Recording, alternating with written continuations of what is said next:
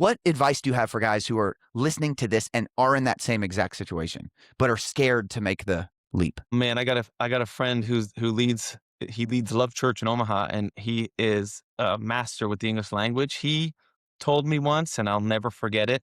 His name is Michael Connell, OC. Um, he said, "You can have comfort or you can have growth, not both." Mm, And so I would say that to that person. I would say you can either have comfort or growth, not both. So if you're looking for growth, which it sounds like that person needs some type of change, which growth is often associated with change. It's rare to grow doing the exact same thing unless you're already, living uncomfortably, then sure. But if you have a steady Eddie, comfortable routine, rhythm, and things just aren't working out, it's hard to not change anything, but see dramatic results, dramatic growth happening. Usually to grow, you have to get a little bit uncomfortable. We know that as athletes, like when you're training in the gym, you go through the motions in the gym, you don't see the results. You get really uncomfortable in your training, you start to see results. You actually have to break down muscle to build muscle. That's how the science works. So comfort or growth, not both. I would tell that person that like it's going to take some discomfort to get to where you're trying to get to. And if you try to do it on your own, this is me speaking, man, it's really scary and stressful to try to control your entire life. I think whether you're a Christian or some other belief, I think the understanding that there is a bigger power, there's a lot more at play than just you and your universe. And I think recognizing like there's a bigger calling and a bigger life for you to live, more people for you to serve.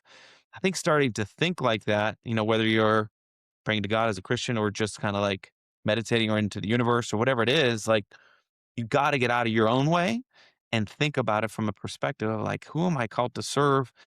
What are my unique giftings that I can use to serve those people? Because that's going to be the fulfilling path, but it's going to be uncomfortable. You can't possibly do the same thing that you're doing now, but expect a different result. yeah.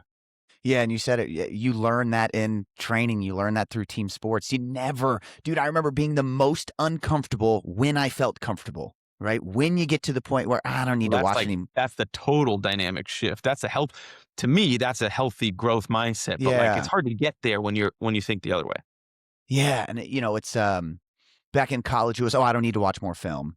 I don't need to study more. I already have it figured out. Right. And that's that mind shift that you got to kick yourself out of that. And I get caught doing that even these days when I come out here. I come out in the morning and I'm doing some work. And if I kind of sit back in this chair and I think, oh, I'm good. I'm happy where we're at. I have to slap myself because I know there's no way as soon as I get comfortable, there's no way that I'm going to be able to grow from it. So I think that's a great piece of advice, man. You And you know what, gotta man? get I see a uncomfortable. lot of people because of my unique vantage point with people and their money.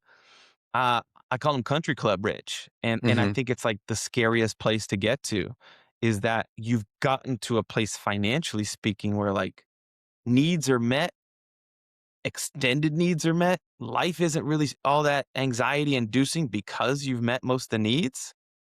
Man, that's the scariest hamster wheel to jump on because it feels so cushy and comfortable to be on that hamster wheel. And so, like, it actually takes real intention to get off of that hamster wheel and not stay country club rich. A lot of people are like, man, I just got to feed the family. I got to hustle. Like, and that grind is real, but try to keep that throttle down when you get to a place where like all needs are met. To me, those are like, that's a real elite performer when you can, yes, grow to feed the family, but then you get to a place where it's like all the needs are met. Everything I hoped and dreamed I had. Like, well, why are you working? Right. And most people quit there because most people focus on themselves as a goal. Let me meet all of these achievements for me. And then you hit them. And now you go to the country club 4 days a week, you're golfing. Life is good. But like the people who keep that throttle down are the ones who strive to change others' lives, not their own. And there's no end goal for that. Like there's an unlimited number of people you could serve and help. And like when that's your ambition and that's your calling, shoot, those are the ones that buzz past the country club real quick. Yeah.